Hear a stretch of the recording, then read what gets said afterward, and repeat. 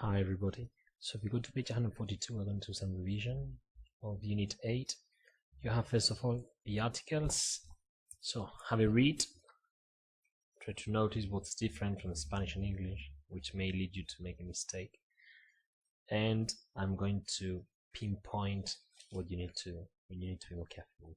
Okay. So little things. Before singular nouns, this is the same. Okay, the first thing, that's okay. And then with jobs, I work as a doctor, he works as a, or I like to work as a. In Spanish, we don't say this a. Okay. And then it's okay, there is the same as in Spanish. Okay. But then you have this no article. This is where the problem comes. Okay, especially with this. To talk generally about things or people. Remember the difference between tell the children to be quiet, specific, there are probably some children around making noise, so tell the children to be quiet. And then you like children, I don't like children, I hate children in general. So that's the important one, okay? Because in Spanish we do say the. Okay, me gustan los niños, but in English I like children in general. And then with sports, people don't normally make a mistake with this, but it's true in Spanish, juego al tenis, me gusta el tenis, el football, etc. But in English you don't write the article. And then the rest is more or less the same. Now add something else with mountains and lakes. Lake Ontario, Lake Tahoe, Lake whatever, Mount Everest, in Spanish, El Lago de Como, El Everest. Okay, so those two are the important ones, because the rest is the same. So when you talk about something in general, okay, whether it's things, people, when it's plural or when it is uncountable. So I like water, me gusta el agua, but I like water, I like wine, whatever. Okay, and they have quantifiers. Now this is very long, so you can look at it, but this is use of English. Okay, for example, much and many. Okay, much with uncountable, many with countable. But so you can read, go through it. Okay, and do a couple of things. Be careful with a lot, lots of. Imagine this is singular, so a lot. This is plural, so lots, no a. And plenty of means more than enough, or either a lot or more than enough, more than you need. Okay, so you don't have to worry about it, because sometimes people get confused and think this is full of. The bar was plenty of people. No, the bar was full of people, but not plenty. The place was, so the bar was plenty of. Okay, now this is very common, the use of negative to say no, I have no friends, I have no money left. Very, very common, rather than I don't have any money left, because this is short and I have no money left. So it's used very often in English. Okay, and this, no, this like when it's countable and uncountable, so make sure you've read this. You can highlight when it's used, no, with countable and uncountable, positive and negative. Okay, so exercise A, correct the mistakes. I'm going to show you the answers in 3, 2, 1, so make sure you've done it. If you have any questions, ask. Now this one is quite easy, because you have the options. You can stop the video to correct it. And you have to go. I don't know if you understand the joke. The joke is that the guy disagrees. Okay, that's ridiculous. It can't be a secret. And the guy says, okay, you're right. I'm not going to argue with you. Okay, that's why he never disagrees. Notice the verb disagree, agree or disagree. You can't say I am. You could say as a use, but generally speaking, you can't say I am agree. No, I agree, I disagree, or I don't agree. And this must is for certainty, it's not obligation. You are sure about something. There must be. I'm sure there is another secret. Okay. Now defining. Can you stop the video and read about defining and non-defining clauses? I'm going to highlight the key points in 3, 2, 1. So defining, when you want to make something different from the rest. Okay, I want the pen that Angela is holding, so that pen specifically. So I'm making it different from the rest. Okay. And it's to put sentences together so that you have more complex sentences. Instead of look at that man, full stop, his son is blah blah. So that's the man whose son. Okay, you are putting sentences together, so more complex structures, more dynamic, not so much like a telegram. So we've seen this. Okay, for people, remember where for the place where the action happens, when for the time when the action happens. Okay, if it's a different use, Monday is the day which I hate. Okay, because you hate Monday, Monday is the object, not the place or the time. Sorry. And whose for possession, important, okay, because very often we don't use this one correctly because we don't use it in Spanish. Okay, so it's hard for us. Okay. Then a couple of things. We can use that instead of which and who when it is defining. So basically when there are no commas.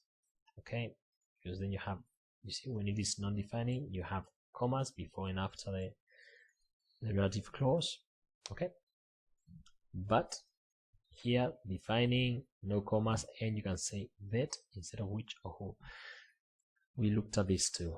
You can leave out who, which, and that when they are not the subject. You see, I saw, so I is the subject, therefore who is not the subject.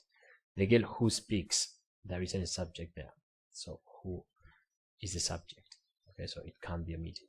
That's important. And then non-defining is when it goes between commas. Remember, imagine the information is extra, like between parentheses, so that's non-defining. You're giving extra information, non-essential, extra information, and you can remove that sentence.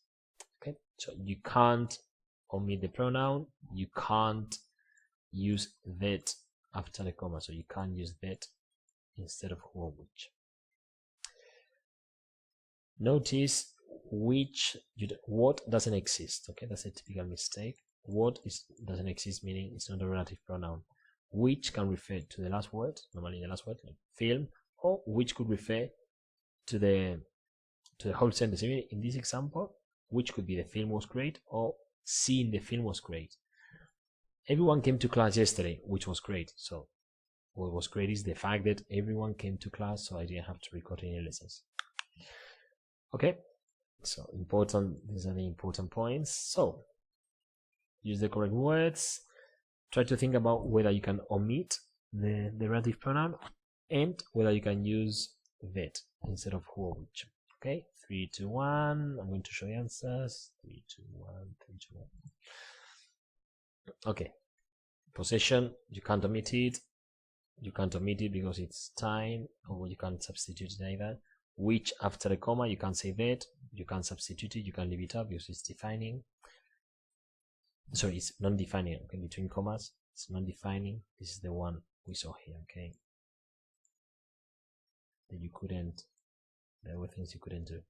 Who, here you can say that. Now, can you omit it? Can you say the girl sold you the carpet is from Morocco? No, because this doesn't have a subject. Okay.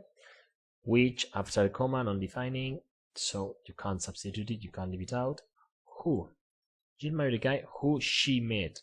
This is the subject, therefore we can say that, defining, and we can also omit them. A guy she met. So perhaps you don't really understand this, or you didn't think about this, but it's natural for you because it sounds better. So this use of English. And whose for possession. Okay, and this is the last exercise we did yesterday. You have to rewrite them. You have to put the sentences together. Okay, so is this a program that you wanted? Notice that if you use which, okay, then perhaps you can use which or that. You have the words that you need to use here. Okay, so nothing. Put them together, and I'm going to show you this in 3, 2, 1. Jennifer, don't read the answers because we're going to correct them in class. You can stop here. Okay. It's true that sometimes you can change the order in number 7 and 8. Okay. In 7 and 8, you could say the boss who's always shouting. Oh no, you can't say it here. No, the boss who's always shouting because then you use who. Okay. With the last one, you could do it. My boyfriend who's coming to visit me lives in Barcelona. So here you have to make a decision. Okay, what part of the sentence am I going to put between commas? So imagine that this is the information that you can omit. So you'd leave between commas the information that you think is least important. So if you think this is more important, okay. If you think this is more important, then you put this outside and this between commas. My friend, comma, who's coming to visit me, comma, lives in Barcelona. Okay, so that depends on the speaker. Here you can't do it because then you have to change the pronoun so it doesn't fit there. Okay, the last one, this is just some expressions that you can use. You have to put them in order. So you can have a read first, and I'm going to show you guys in 3, 2, 1. Okay, and that's it. Thank you very much. Bye.